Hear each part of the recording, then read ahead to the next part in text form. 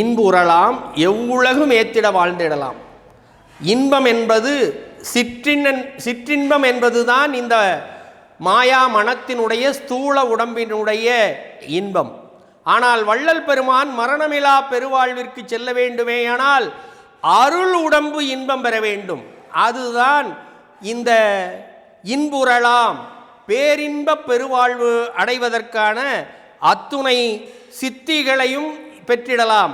இதற்கு நாம் செய்ய வேண்டியது எல்லாம் ஆசை மனமாக பொருள் சேர்க்கின்ற குணமாக இருந்த மனதை மாற்றி ஆன்மாவினுடைய அன்பு, ஆன்மாவினுடைய குணம் அன்பு, அந்த அன்பின் விரிவாக்கம்தான் ஆன்மா.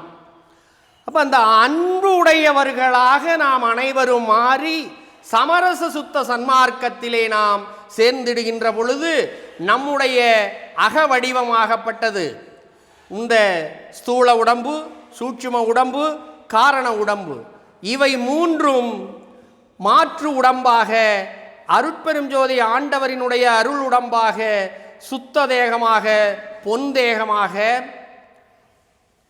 அடுத்து பிரணவ தேகமாக, ஞான ஒளி தேகமாக மாறுகின்ற நிலைதான் இந்த சமரச சன்மார்க்கத்திலே நீங்கள் சேருகின்ற பொழுது உங்கள் அக வடிவம் அனக வடிவமாக மாறும்.